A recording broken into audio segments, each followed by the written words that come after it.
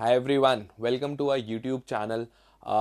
In this video, guys, we'll be talking about quantitative techniques. Now, all those students who have already started preparing for CLAT 2026 or will be, starting in anytime soon, there is a lot of fuss about one particular section in CLAT exam, that is quantitative techniques.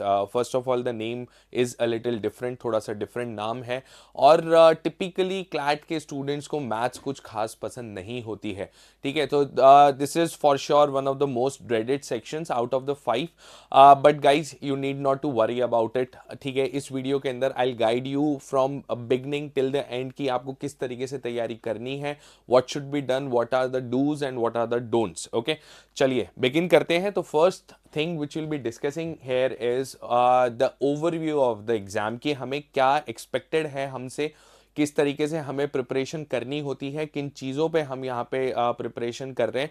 तो देखिए, अगर आप exam की बात करेंगे guys, सबसे पहले CLAT exam में आपको ये समझना होगा कि this is an exam of aptitude. Okay, ये डिफिकल्टी लेवल का टेस्ट नहीं है, ये बेसिक एप्टीट्यूड का टेस्ट है. ओके, एप्टीट्यूड से मेरा क्या मतलब है कि आपको सिचुएशन, जो भी इंस्ट्रक्शंस आपको क्वेश्चन में दिए जा रहे हैं, चाहे वो ऑल्दो मैथ्स डोमेन के होंगे, लेकिन उन लॉजिक्स को, उन इंस्ट्रक्शंस को आपको आइडेंटिफाई करना, एनालाइज करना और बेसिक कैलकुलेशन को यूज करके सॉल्व करना आना चाहिए. तो this is more or less related to the logical aspect of mathematics. यहां पे बहुत ज्यादा फॉर्मूला ओरिएंटेड चीजें नहीं आने वाली हैं. ओके, सो डरना बंद कीजिए, बहुत सिंपल है, बहुत ईजी होता है.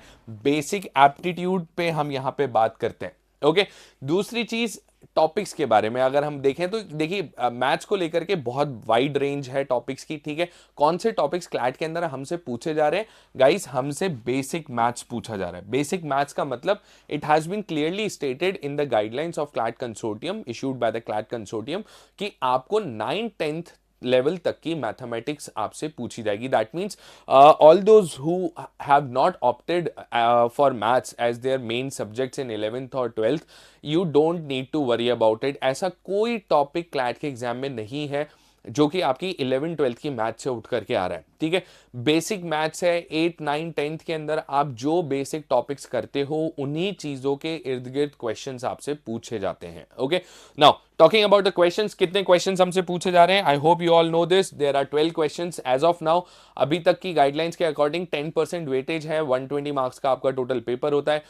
So you will be asked 12 questions in this domain quantitative techniques, ठीक है. जो बेसिक मैथ्स का एक फैंसी सा नाम है, उसमें आपको 12 क्वेश्चंस पूछे जा रहे हैं. ओके, सेकेंडली टाइम लिमिट क्या होनी चाहिए? अब देखिए, अगर आप ओवरऑल कॉन्टेक्स्ट की बात करें, 10% वेटेज तो अप्रोक्सीमेटली उतना ही टाइम है. You have 120 minutes and you are suppose to solve these 12 questions in 12 to 15 minutes. Okay, तो आप यहां पे टाइम को देख करके, जो हमारा टारगेटेड टाइम है, उसी चीज को देख करके आप आइडिया लगा सकते हैं कि बेसिक एप्टीट्यूड पे बात हो रही है. यहां पे डिफिकल्टी लेवल का नहीं है. ऐसा नहीं है कि आपको ऐसे क्वेश्चन प्रेजेंट किए जा रहे हैं जो कि बहुत ज्यादा डिफिकल्ट हैं, बहुत लेंदी कैलकुलेशंस हैं, बहुत सारी इक्वेशंस बन करके सॉल्व हो रही हैं. ऐसा नहीं होता है. बेसिक एप्टीट्यूड का टेस्ट है, तो पहले तो डरना बंद करो. ओके, सिंपल चीजों पे फोकस करना है, बेसिक्स अपने स्ट्रॉन्ग करने हैं और अकॉर्डिंगली हम टॉपिक्स को, सारे के सारे टॉपिक्स को हम कवर कर सकते हैं. Now what all topics do we need to prepare for CLAT 2026 quantitative techniques में? क्या टॉपिक्स हमारे पास में आते हैं? तो देखिए गाइज, यहाँ पे टॉपिक्स को हमने 3 फेजेस के अंदर डिवाइड करा है और इसी तरीके से आपको इनको प्रिपेयर करना है. ओके, तो सबसे पहले हमारे पास में आता है फेज 1. फेज 1 के अंदर हम किन टॉपिक्स की बात कर रहे हैं? सेम फैमिली ऑफ टॉपिक है, percentage, profit loss discount and SICI. Okay, ये बहुत बेसिक अर्थमेटिक का पार्ट है. यहां पे कोई डिफिकल्टी स्टूडेंट्स को फेस नहीं करनी पड़ेगी. ये बेसिक क्वेश्चंस होते हैं, बहुत आसान से हैं, आप सब फेमिलियर हो. 20%, 30% परसेंटेज इंक्रीज करना, डिक्रीज करना, प्रॉफिट निकालना, लॉस कैलकुलेट करना, शॉपकीपर ने डिस्काउंट दे रखा है, इंटरेस्ट निकालना है, कंपाउंड इंटरेस्ट हो चाहे सिंपल इंटरेस्ट हो, ठीक है. दूसरी बात, फॉर्मूला ओरिएंटेड नहीं है. ये मैंने आप लोगों को स्टार्टिंग में ही बोल दिया था कि यहां पे फॉर्मूले रटने की जरूरत नहीं है, ठीक है. तो जब आप क्लासेस अटेंड करेंगे, आपको देखने को, आप यू विल फाइंड आउट कि इन सारे टॉपिक्स को हम बिना कोई फॉर्मूला रटे बड़े आराम से सॉल्व कर सकते हैं. Okay, so your first step in the journey of your preparation will be to prepare these topics. Okay, ये फर्स्ट फेज में टॉपिक्स हैं. दूसरी चीज, एक खास बात इन टॉपिक्स की ये है कि अगर आप परसेंटेज बहुत अच्छे से सॉल्व करना जानते हैं, अगर आप परसेंटेज के कॉन्सेप्ट्स को लेकर के, परसेंटेज के कॉन्सेप्ट्स आपके दिमाग में बहुत थोरली क्लियर्ड हैं, ठीक है, आराम से आप उसको सॉल्व कर सकते हैं, इंटरप्रेट कर सकते हैं, तो अगले वाले दो टॉपिक्स बड़े आराम से आपको समझ में आ जाएंगे, ठीक है। तो बेसिक कैलकुलेशन ओरिएंटेड टॉपिक्स हैं, कोई ज्यादा यहां पे रॉकेट साइंस नहीं आने वाला है। ओके, सेकंड फेज के अंदर गाइस हमारे पास में टॉपिक्स आते हैं ratio, its application, for example proportion हो गया, वेरिएशन हो गया, ठीक है, partnership, average, mixtures and allegation, ठीक है। तो रेशो आएगा, बहुत सिंपल एप्लीकेशन है, बहुत सिंपल टूल होता है डेटा को रिप्रेजेंट करने का। रेशो हम कंपेयर करके A:B की फॉर्म में लिख देते हैं। पार्टनरशिप उसी का एप्लीकेशन है, वेरिएशन, प्रपोर्शन सब उसी के इर्द गिर्द रहने वाले टॉपिक्स हैं। Average, mixture, alligation, this is going to be your second phase. तो फर्स्ट फेज में हमने percentage, profit loss, SI, CI complete करना है। सेकेंड फेज के अंदर हम लोग कंप्लीट करेंगे ratio, partnership, average, mixture, alligation, okay. And then we will reach to the third phase of our preparation, that is the final phase, and which is time and work, time, speed, distance, set theory. Set theory यहाँ पे 11th वाला topic नहीं है, मैं वापस से आपको बता देता हूं। Set theory is basic Venn diagrams, okay. तो सेट थ्योरी में हम लोग वेन डायग्राम्स की बात करते हैं, ठीक है। ये 11th वाला सेट रिलेशन फंक्शंस नहीं है, ठीक है। वेन डायग्राम्स को यूज करके, अगेन जैसा मैंने बोला था, लॉजिकल एस्पेक्ट से आपको मैथ समझना है, ठीक है। तो लॉजिक ओरिएंटेड क्वेश्चंस होते हैं, तो सेट थ्योरी भी लॉजिकल एस्पेक्ट से हम लोग यहाँ पे देखते हैं। वेन डायग्राम्स हम यहाँ पे सीखेंगे, ठीक है। कैलकुलेशन ऑब्वियसली रहेगी थोड़ी सी, लेकिन you know data oriented Venn diagram से आप ऐसा बोल सकते हैं, okay. And last is mensuration, simple formula based आपके पास में टॉपिक आता है। 2D फिगर्स हैं, 3D फिगर्स हैं, रेक्टेंगल, स्क्वायर, ट्राइंगल, कोन, स्फेयर, सिलेंडर, ठीक है, क्यूब, क्यूबॉइड, ये सब चीजें अब आप बहुत सिंपल होती हैं। And also try to understand this कि ये पूरा का पूरा जो आपका सिलेबस है, जो टॉपिक्स आप यहाँ पे कवर करने वाले हैं, ठीक है, ये सारे के सारे टॉपिक्स वो हैं जो हम 8th 9th 10th के अंदर कवर करते हैं। इसमें कहीं पर डिफरेंशिएशन, इंटीग्रेशन, ट्रिग्नोमेट्री, ठीक है, ये जो टॉपिक्स जो शायद कुछ स्टूडेंट्स को ना पसंद हो और जिसकी वजह से उन्होंने मैथ्स ऑप्ट नहीं करा था, वो टॉपिक्स क्लैट आपसे नहीं पूछता है, ओके।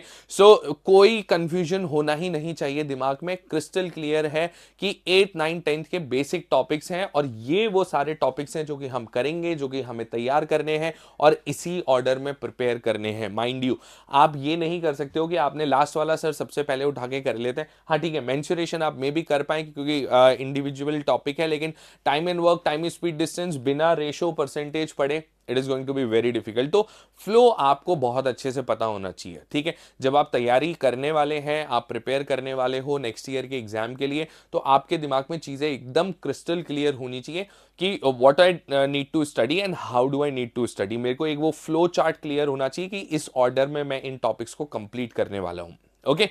चलिए let's move ahead to a very important question here, importance, ठीक है।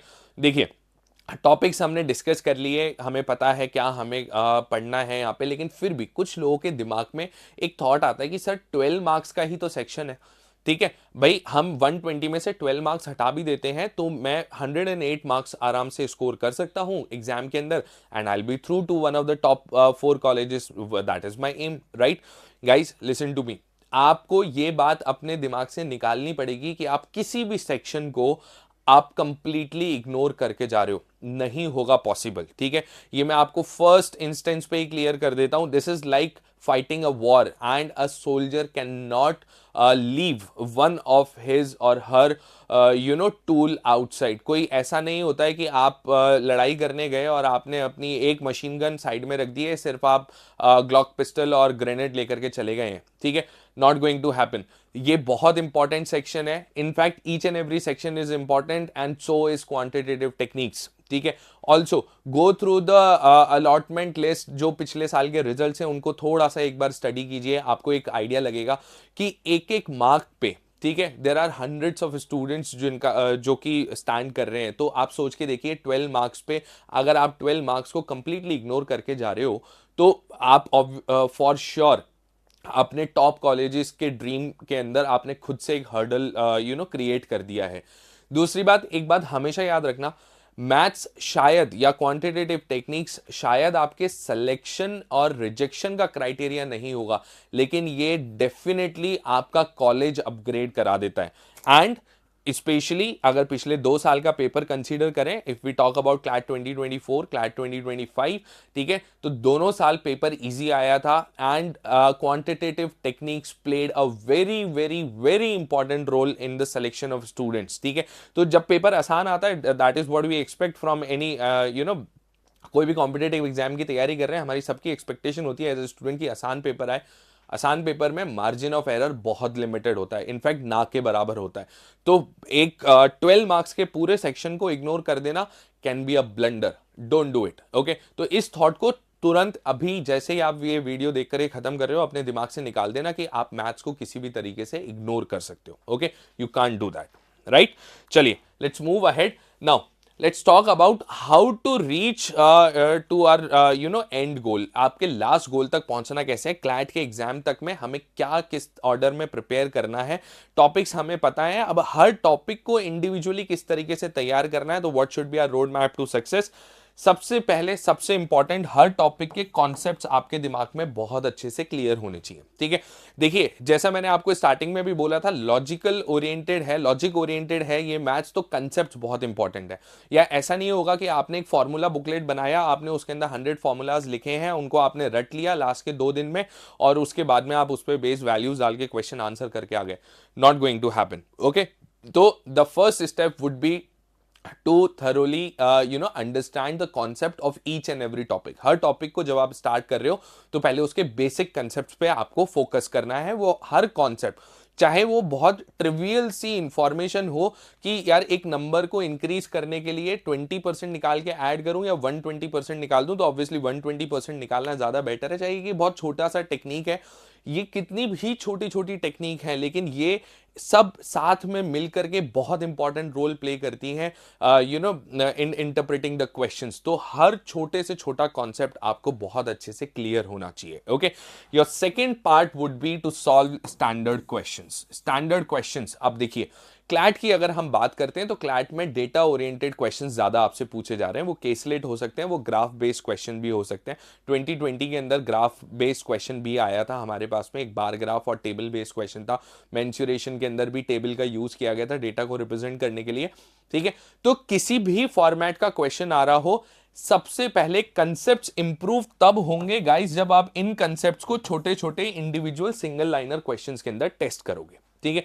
आप किसी भी मोमेंट पे, ठीक है, इन क्वेश्चंस को, स्टैंडर्ड क्वेश्चन जो हम 9-10 से करते आ रहे हैं, ठीक है, उन स्टैंडर्ड क्वेश्चन को कभी भी इग्नोर नहीं करना है। ये इन कॉन्सेप्ट्स का रिफ्लेक्शन होता है। ये क्वेश्चंस, ये छोटे छोटे क्वेश्चन आप सॉल्व करते हो, आपकी कमांड अच्छी होती है, इंप्रूव होती है इन बेसिक कॉन्सेप्ट्स पे, and then eventually you end up solving that data oriented passage जो क्लैट में आपसे पूछा जाता है, ओके। तो सबसे पहले हम किसको डिस्कस करने वाले हैं, किस तरीके के क्वेश्चंस हम सॉल्व करेंगे। हम स्टैंडर्ड क्वेश्चंस पे फोकस करेंगे, कंसेप्ट सीखेंगे, स्टैंडर्ड क्वेश्चन की हम प्रैक्टिस करेंगे। Next, केसलेट्स and graphs. अब देखिए, this is what is expected from you in CLAT exam. तो क्लैट के अंदर caselet, now what is caselet, caselet होता क्या है, ठीक है। सो ऑल दोज स्टूडेंट्स जिन्होंने की, जो कि फर्स्ट टाइम इस वीडियो को देख रहे हैं, जो कि फर्स्ट टाइम शायद पेपर देखेंगे इन नियर फ्यूचर, मैं आप लोगों को बता देता हूं, क्लैट के अंदर पिछले 4-5 ईयर से कंसिस्टेंटली केसलेट पूछे जा रहे हैं। और केसलेट इन स्टैंडर्ड क्वेश्चंस का एक कॉम्बिनेशन होता है, ठीक है। कॉम्बिनेशन से मेरा मतलब है कि केसलेट के अंदर आपको इंफॉर्मेशन दी जाएगी काफी अलग अलग चीजों की। फॉर एग्जांपल, मैंने आपको 5 डिफरेंट कंपनीज की सेल और प्रोडक्शन से रिलेटेड इंफॉर्मेशन दे दी, तो मैं एक पैसेज के अंदर वो डेटा आपको दूंगा, ठीक है। उस डेटा को आप इंटरप्रेट करोगे और उसके बाद में उस पे बेस्ड आप क्वेश्चन सॉल्व करने वाले हो, ठीक है।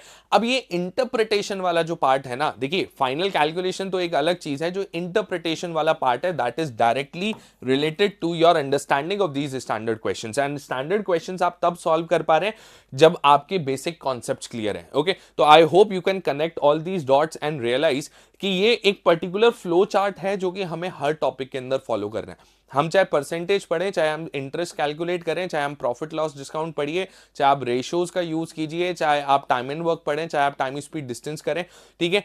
सबसे पहले कॉन्सेप्ट, कॉन्सेप्ट के बाद स्टैंडर्ड क्वेश्चन, स्टैंडर्ड क्वेश्चन के बाद में हम जाएंगे किस पे, केसलेट्स पे। Also one important highlight that is graphs. Graphs को देखिए, हम जब भी पेपर कोई भी कॉम्पिटेटिव एग्जाम की तैयारी करते हैं तो सबसे पहले हमारा ध्यान जाता है प्रीवियस ईयर पेपर पे, ठीक है, और हम मोस्ट रीसेंट ईयर पेपर जो हमने देखा होता है उस पे सबसे ज्यादा कॉन्सेंट्रेट करते हैं। अब जब आप क्लैट 2025 का पेपर देखेंगे तो you will realize there were 2 caselets, ठीक है, ऑफ 6 क्वेश्चन ईच। तो एक परसेप्शन क्रिएट हो जाता है एज अ स्टूडेंट दिमाग में कि यार यहां पे तो सिर्फ और सिर्फ केसलेट ही पूछे जाने हैं, ठीक है, मुझे और कुछ करने की जरूरत नहीं है, मैं सिर्फ केसलेट सॉल्व करूंगा। नहीं, पूरा डोमेन उठा करके देखो, पूरा सैंपल स्पेस क्रिएट करो, 2020 से बिगिन करो 25 तक, ठीक है। तो 2020 के अंदर ग्राफ बेस्ड क्वेश्चन भी आए थे। Include the sample papers release by CLAT consortium in it as well, ठीक है।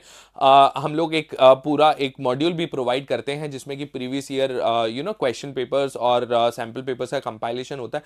उन सैंपल पेपर्स को आप इंक्लूड करोगे तो आपको रियलाइज होगा वहां पे पाई चार्ट भी पूछा गया है, वहां पे बार ग्राफ भी पूछा जा चुका है, ठीक है, और टेबल बेस्ड डेटा भी वहां पे पूछा जा चुका है। तो ग्राफ्स को इग्नोर नहीं करना है, ठीक है। केसलेट्स, यस, ज्यादा चांसेस हैं कि केसलेट आए, ठीक है, क्योंकि पिछले 3 साल से लगातार केसलेट्स पूछे जा रहे हैं या 4 साल से केसलेट पूछे जा रहे हैं। But be prepared for everything, you have to be prepared for all kinds of scenarios. तो ग्राफ्स को इग्नोर नहीं करना है। स्टैंडर्ड क्वेश्चन के बाद में केसलेट और ग्राफ बेस्ड क्वेश्चन आपको अच्छे से प्रैक्टिस करने हैं, okay. And finally, the last and the most important aspect of your preparation, that is practice. देखिए, मैथ्स इज नॉट समथिंग, ये जो ability of solving, interpreting data and solving questions on it, ये जो ability है, ये जो skill set है जो एक क्लैट एस्पिरेंट के अंदर होना चाहिए, ठीक है, ये स्किल सेट आपका एक दिन में या एक वीक में डेवलप होना पॉसिबल नहीं है, ठीक है। इसके लिए आपको टाइम लगेगा, you will have to give time to this subject, okay. So please आप ध्यान रखिए कि आपको यहां पे बहुत सारी प्रैक्टिस करनी है। You have to practice a lot of questions, चाहे वो स्टैंडर्ड क्वेश्चंस हैं, चाहे वो केसलेट्स हैं या फिर ग्राफ्स हैं। Without practice maths is nothing. आप सिर्फ मुझे सुन करके, सिर्फ पढ़ करके, सिर्फ बुक के अंदर देख करके मैथ्स नहीं होगी। आपको पेन लेकर के बैठना पड़ेगा, आपको चीजों को सॉल्व करना पड़ेगा, okay।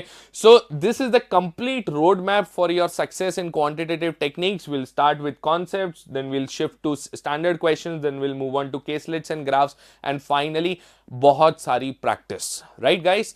चलिए, let's move ahead and look at the major mistakes which people make, जो कि students generally करते हैं, जो हम आपको बता रहे हैं कि आपको नहीं करनी है, ठीक है। तो कॉमन मिस्टेक्स जो कि स्टूडेंट्स जनरली अपनी जर्नी के अंदर, अपनी प्रिपरेशन जर्नी के अंदर कमिट करते हैं, please don't do this, okay. सबसे पहले इग्नोरिंग कैलकुलेशंस, ठीक है। देखिए, मैथ्स है, बेसिक है, ये सारी बातें सही हैं सर, आपने कहा था बहुत बेसिक सी चीजें आती हैं, so why to worry about it. Calculation तो मैं फटाक से सॉल्व कर लेता हूं, ठीक है। स्टूडेंट्स के अंदर ना एक बेसिक फिलॉसफी देखी गई है कि जहां पर लिख करके सॉल्व करना होता है वहां पे तो जैसे फॉर एग्जांपल एनालिटिकल रीजनिंग है, रीजनिंग के अंदर इंफॉर्मेशन लिखना होता है, पीपल थिंक कि नहीं उसको बिना लिखे हम सॉल्व कर देंगे, ठीक है। मैथ्स की कैलकुलेशन है वो मेंटली करनी होती है, लेकिन फिर भी हम छोटा सा एक डिवीजन भी या मल्टीप्लीकेशन भी हम क्या करते हैं, लिख लिख करके सॉल्व करते हैं। नॉट गोइंग टू हैपन, आप अपना टारगेट मीट नहीं कर पाओगे। देखिए, 12 क्वेश्चंस को 12 to 15 मिनट्स में करने के लिए बहुत इंपॉर्टेंट है कि you should be good in calculations. तो never ever ignore the calculation part, कभी इग्नोर नहीं करना। दूसरी चीज, स्टूडेंट्स की आदत होती है गाइस कि आप लोग ना जब स्टार्ट करते हो अपनी प्रिपरेशन, तो आज हमारे पास में हाथ में फोन हमेशा अवेलेबल होता है, कैलकुलेटर अवेलेबल होता है, एंड उस मोमेंट में जो वो एक टफ मोमेंट आता है ना, जहां पे कि कोई एक मल्टीप्लीकेशन है मेरे पास में जो मैं शायद स्टार्टिंग में जल्दी से नहीं कर पा रहा हूं, हम उस टाइम पे ट्राई भी नहीं करते और हम गिव अप कर देते हैं फटाफट से, क्योंकि हमारा ऑब्जेक्टिव होता है कि आंसर मैच करना है, पीछे आंसर किसे सही आ रहा है नहीं आ रहा है, ठीक है। तो हम क्या करते हैं, फटाक से कैलकुलेटर पे सॉल्व करा और and we get content with it. हम उससे ना अपने आप को सेटिस्फाई कर लेते हैं कि भाई हाँ ठीक है, आंसर तो आ गया ना, आंसर की से मैच कर रहा है ना, बॉम्बे आंसर आना चाहिए था, आ गया, ठीक है। नहीं, this is a wrong practice, don't do it. Calculation के लिए कभी भी कैलकुलेटर आप यूज नहीं करेंगे, चाहे मोबाइल है, चाहे ट्रेडिशनल कैलकुलेटर है, कुछ भी नहीं, आपको हमेशा खुद से ही कैलकुलेशन करनी है। गलती करोगे तो पता लगेगा कि क्या डिफिकल्टी है, क्या वीकनेस है, और तभी उसको इंप्रूव कर पाओगे। अगर गलती करने से ही डरते रहोगे तो कभी अपनी वीकनेसेस को इंप्रूव नहीं कर पाओगे, इस बात का ध्यान रखना। सो कैलकुलेशन पे स्पेशल फोकस, ठीक है। एंड ऑल्सो कैलकुलेशन इंप्रूव करने के लिए ग्राफ्स बहुत काम की चीज है, ठीक है। ग्राफ के अंदर आपको इंटरप्रिटेशन पार्ट आपका बहुत ज्यादा हैवी नहीं होता है, इजी होता है, तो इंटरप्रेट करने में इजी होता है। से सपोज टेबल बेस्ड ग्राफ है या बार चार्ट है, डेटा लिखा हुआ है, डेटा इंटरप्रिटेशन के अंदर ग्राफ्स का जो रोल है, जो आप अपनी प्रैक्टिस के लिए यूज कर सकते हैं apart from being asked in the exam, is to improve your calculation. Graph based question solve करो, कैलकुलेशन ही कैलकुलेशन होती है उन क्वेश्चंस के अंदर, बहुत अच्छे से इंप्रूव हो जाएगी। ओके, एंड अगर एक बार कैलकुलेशन इंप्रूव हो गई तो स्पीड ऑटोमेटिकली इंक्रीज हो जाती है। ठीक है, नेक्स्ट सेकंड मिस्टेक जो जनरली स्टूडेंट्स करते हैं, जंपिंग डायरेक्टली टू केसलेट्स। ये अभी थोड़ी देर पहले भी मैंने एड्रेस करा था। देखिए, जब पेपर पैटर्न देखते हैं हमें रियलाइज होता है कि यार केसलेट्स हमसे ज्यादा पूछे जा रहे हैं, तो बहुत सारे स्टूडेंट्स के अंदर ना दिमाग में ये बात आती है कि सर वो स्टैंडर्ड क्वेश्चन करने की जरूरत क्या है, that is a time waste, I am not going to do it. ठीक है, I am a smart person, मैं बहुत स्मार्ट वर्क करना जानता हूं, ठीक है, और मैं सीधा केसलेट सॉल्व करूंगा। अभी अभी मैंने आपको थोड़ी देर पहले बताया था केसलेट एक्चुअल में है क्या। Caselet is a combination of data, ठीक है, और उसको इंटरप्रेट करने के लिए हमें वो स्टैंडर्ड क्वेश्चंस की प्रैक्टिस होना जरूरी है। ठीक है, फिर होता क्या है, जब बहुत आसान क्वेश्चन आता है मॉक के अंदर, तो you people are able to solve it, और आपको बहुत प्राउड भी फील होता है कि नहीं देखिए मैंने तो स्टैंडर्ड क्वेश्चंस की प्रैक्टिस करी नहीं, मैं तो सॉल्व कर पा रहा हूं। लेकिन जैसे ही वो थोड़ा सा डिफिकल्टी लेवल इंक्रीज हुआ, हल्का सा डिफिकल्टी लेवल इंक्रीज होता है, और वहां पे फिर हम अपने we face are fierce there. क्यों क्यों क्योंकि हमने स्टैंडर्ड क्वेश्चन की तैयारी करी नहीं, हमें पता ही नहीं है कि उस लैंग्वेज को कैसे इंटरप्रेट करना है। ठीक है, तो प्लीज स्टैंडर्ड क्वेश्चंस पहले सॉल्व होंगे, उसके बाद में केसलेट्स पे जंप करोगे। ओके, डायरेक्ट केसलेट पे जंप करना नेवर अ गुड आइडिया। क्यों? क्योंकि अगर बहुत आसान सा केसलेट आपके सामने आया, बहुत आसान यूज ऑफ लैंग्वेज है उस केसलेट में, तो it will always give you a false confidence kind of satisfaction की नहीं I am able to do it. But जैसे ही उसको हल्का सा ट्विस्ट किया जाएगा, you will fall down to the bottom, आप बहुत जोर से गिरोगे और आपको रियलाइज होगा कि आपसे क्वेश्चन सॉल्व नहीं हो रहे हैं। ठीक है, एंड इसीलिए बहुत वापस से बोल रहा हूं, हमें पहले स्टैंडर्ड क्वेश्चंस की प्रैक्टिस करनी है, बाद में जाना है केसलेट्स पे। ओके, थर्ड मिस्टेक लास्ट में देख लेंगे, ये सबसे कॉमन है लोगों के साथ में। यार क्या है, 12 मार्क्स का ही तो सेक्शन है सर, क्या करना है, स्टार्टिंग से क्यों करना है, अभी तो क्या है, जनवरी है, फरवरी है, अभी तो हमने स्टार्ट करा है, 12 मार्क्स का सेक्शन है, वैसे भी सेक्शन के ऑर्डर में भी लास्ट में आता है, एग्जाम में एकदम लास्ट के एक महीने में देख लेंगे। नहीं हो पाएगा, वापस से बोल दे रहा हूं, नहीं हो पाएगा। उसका एक सिंपल रीजन है और बहुत लॉजिकल रीजन है, नॉट दैट कि आई लाइक मैथ्स और आपको पसंद है या नहीं है, बेसिक लॉजिक्स पे अपन यहां पे बात कर रहे हैं। देखिए, लास्ट का एक महीना या 1.5 महीना जो आपका होता है एग्जाम से पहले वाला, वो होता है जीके और लीगल करंट अफेयर्स के रिवीजन के लिए। ठीक है, आपको पूरे साल भर की जीके रिवाइज करनी है, आपको लीगल जजमेंट्स रिवाइज करने हैं, करंट अफेयर्स आपको रिवाइज करने हैं, लीगल के एंगल से भी, जनरल नॉलेज के एंगल से भी। आप लास्ट के 1-1.5 महीने में कैलकुलेशन की प्रैक्टिस करने नहीं बैठ सकते हो, you can't afford that. Okay, तो maths has to be done in the beginning. Done in the beginning से मेरा मतलब है it has to, you have to start it from the word go. आप जिस दिन अपनी प्रिपरेशन करना स्टार्ट कर रहे हो, उस दिन से आपको स्टार्ट करनी है। आप अक्टूबर की जीके मार्च में नहीं पढ़ सकते हो, जो इवेंट्स हुए नहीं है उनको एडवांस में नहीं कर सकते हो, लेकिन percentage, profit loss, SSCI ratio, proportion, average, mixture alligation, time and work, time speed, distance, ये सारे टॉपिक्स ऑलरेडी आपके पास में हैं, ये आप पहले कीजिए। अगस्त, सितंबर, अक्टूबर की जीके हम अक्टूबर में रिवाइज करेंगे। ठीक है, फिर जो जनवरी फरवरी में हमने पढ़ी होगी, जो शायद हम थोड़ा थोड़ा भूलने लग गए होंगे, उनको हम लास्ट के 1-1.5 महीने में रिवाइज करेंगे, ना कि इन बेसिक टॉपिक्स को हम लास्ट के 1 महीने में करेंगे। So do not put this as इस चीज पे आप इसको इस तरीके से इंटरप्रेट नहीं करेंगे कि यार मैथ्स है लास्ट में देख लूंगा, लास्ट में कभी नहीं देख पाया, आज तक कोई नहीं कर पाया लास्ट के 1 महीने में, और अगर उन्होंने करा है तो फिर they have compromise their preparation on the part of GK and legal, which are the two most crucial sections of your exam. They are 50% of your question paper, right? You can't do that. तो maths starting से practice करनी है, शुरुआत से साथ में लेकर के चलना है, रेगुलर बेसिस पे प्रैक्टिस करनी है। Okay, last, not analysing मॉक्स। ठीक है, एनालिसिस ऑफ मॉक्स इज मस्ट। ठीक है, आपको पता होना चाहिए कि आप कहां पे लैग कर रहे हो। बहुत बार स्टूडेंट्स के साथ में देखा गया है, क्या होता है कि मॉक के अंदर सर हमसे एक केसलेट सॉल्व हो गया, ठीक है, और एक केसलेट सॉल्व हुआ, दो में से आपने उस केसलेट को देखा ही नहीं, दूसरे वाले को आपने इग्नोर कर दिया, आपको पता ही नहीं है कि आप 2 केसलेट पूरे के पूरे सॉल्व क्यों नहीं कर पा रहे हो। आप बस इस बात से खुश हो कि मैं कम से कम एक तो कर पा रहा हूं। जी नहीं, आपको अगर एक केसलेट को करने में 15 मिनट्स लग रहे हैं, that means there is something wrong, कुछ गड़बड़ है वहां पे। और क्या है उसके प्रोबेबल कॉजेज क्या हो सकते हैं, मोस्ट प्रोबेबली गलतियां कहां पर होती हैं, कॉन्सेप्ट या तो क्लियर नहीं होता है, कैलकुलेशन पे कमांड नहीं होती, ये सबसे कॉमन मिस्टेक्स हैं जो एज ए स्टूडेंट आप करते हो। पर again as I said earlier, गलती करोगे, रियलाइज करना भी तो इंपॉर्टेंट है, सिर्फ गलती करते रहना और रिपीट करते रहने से भी इंप्रूवमेंट नहीं होगा। तो एनालिसिस बहुत इंपॉर्टेंट है, ठीक है। एनालाइज कीजिए जब भी आप पेपर सॉल्व करते हैं, क्वेश्चन सॉल्व करते हैं। इनफैक्ट आप से सपोज कोई एक हैंडआउट सॉल्व कर रहे हैं, मान लीजिए आपने एक टॉपिक कवर करा परसेंटेज का, ठीक है, आपने उस पर बेस 30 स्टैंडर्ड क्वेश्चन सॉल्व करे in a single go and you are able to solve most of them, ठीक है, good, kudos to you. But take a moment, pause करो वहां पे और एक बार उन क्वेश्चंस को दोबारा से देखो, रियलाइज करो कि क्या उन क्वेश्चंस में से कुछ ऐसे क्वेश्चंस थे, कुछ ऐसी कैलकुलेशंस थी जो कि आप और बेटर तरीके से कर सकते थे, ठीक है।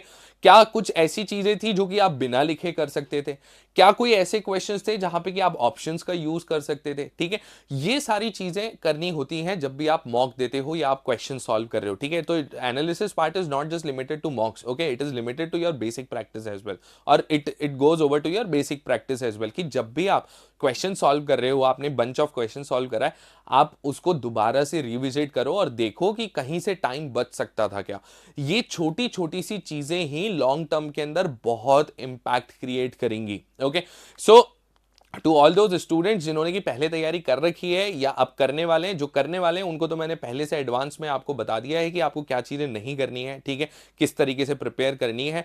और जो लोग पहले तैयारी शायद कर चुके हैं उन लोग के लिए भी, ठीक है, चेंज योर वेज, ये छोटी छोटे चेंजेस अपनी प्रिपरेशन के अंदर आप लेकर के आइए, फॉर श्योर आपको इन चीजों से फायदा मिलने वाला है, ओके।